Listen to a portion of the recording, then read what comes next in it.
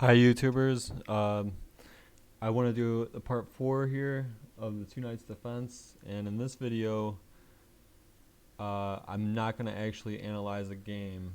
I'm just going to analyze parts of the opening, odds and ends that I think you should know and that would be helpful in your practice of the opening. So one such line is you'll see a lot of people play knight c3 in this position, and that is called the Italian variation of the four knights defense, or the four knights Italian. You'll hear it called too. But here we can just immediately take this pawn, take here, and d5, and that's mostly what you need to remember here. And from here, there's different moves. You'll see, actually, most of the time, instead of moving the bishop back here, white actually takes this and then plays d3. Just go bishop g4 here. And the same thing if they move here and attack the queen. I like putting the queen here. Let's say the castle here. Bishop wants to come to this square.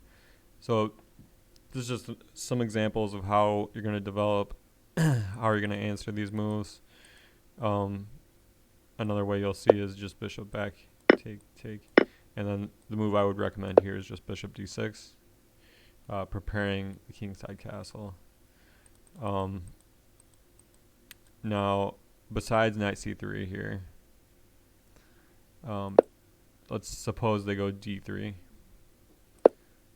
And you go bishop e7, castle, knight c3. Now, the problem is you can't get your thematic d5 like we saw in the last game, where bishop b3 was played, or if c3 was played. That would still allow black to play d5, play in this aggressive gambit style way. However, knight c3, you have to go d6. Now you have to go for a setup with d6 and try to get your your light squared bishop out. So let's say a move like bishop e3, bishop g4 would be coming, h3 here, bishop takes. There's just one way the game could go. Actually, I would prefer bishop h5 here, g4, and bishop here. But this is just some lines that you'll encounter here. But instead of bishop e3, a lot of times people will play h3 here, and now you can't develop your light square bishop where you would like to. And I recommend knight a5 here, and after bishop b3. I've seen a lot of things recommended here in books and other things. I've seen c5. I think if you play with a setup with like a5, b5, that could actually transpose to certain variations of the Ruy Lopez. But I would recommend just taking the bishop, doubling white's pawn, and you could play c6, but I would recommend playing b6, because it's just the most reasonable way to play it.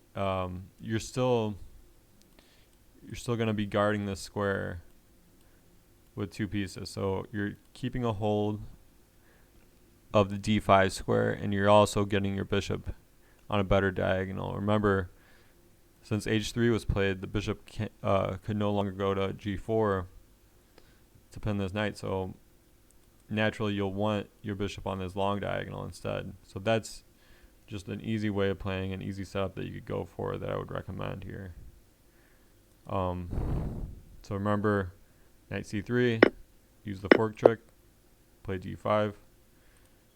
And okay, one other line that I want to look at that you'll see online is bishop takes f7 here. You'll see this is sort of a tricky line, and king takes here, knight takes, and it's actually not a very bad way of playing for white, and it's annoying to have to dislocate your king. So d5 here, and you'll see different moves here. You'll see people put the knight here. You'll see people put the knight here, but you're gonna have to be prepared for a lot of different things here. And the king generally goes to this square. Sometimes, you want to tuck the king away, and then later on maybe get the rook into play in a different way. But sometimes you can even artificial castle your king if you can kind of survive long enough to play this move and then tuck the king back. That would be ideal, but that's never really the way it works in these lines. So that's another annoying line that should be aware of here. So besides that, I also wanted to cover the Scotch move order, because you'll encounter the Scotch a lot of the time too. And so knight takes here. That's the main move. Besides, what we looked at before with bishop c4, the Scotch gambit, the main alternative to that is to play the mainline Scotch, which we have not covered. So knight f6 here, and you see, so the pawn's being threatened. And if they play knight c3, there's a transposition to the four knights game, where bishop b4 has been known to fully equalize for black. We could have something like this, just to show you one line.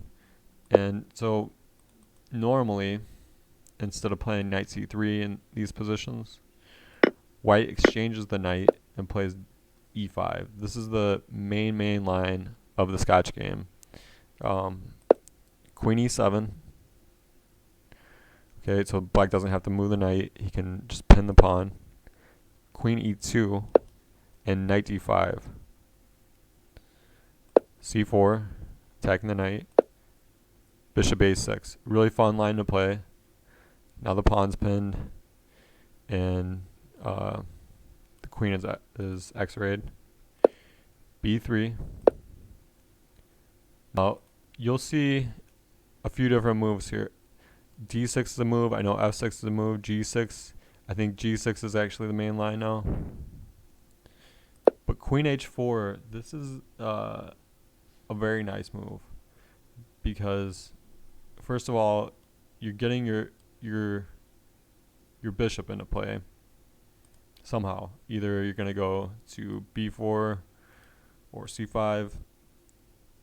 Your queen's on a nice aggressive square, where it can swing over to the other side of the board. You still don't have to move the knight because of this pin. So it's a very nice way to develop. And most of your opponents are going to go bishop b2, which is not the best move, because it allows black to put his bishop on b4 with check. And for example, knight d2, now the knight's coming in there. Black has at least equality in those lines. That is why a3, and this is straight out of the books, that this is actually the white's best move here. But black can still put his bishop on c5. Black can castle and only move the knight when he really needs to, and shouldn't really have that many problems here, as long as they can keep their pieces active. And that's really the main theme of the two knights defense in general, is to use your activity to counterattack against your opponent, even if it means being down material. And that's going to conclude all the lectures on the two knights defense. We're going to move into different openings. I want to cover the Benko Gambit next for black, before we look at any openings for white. Thank you very much.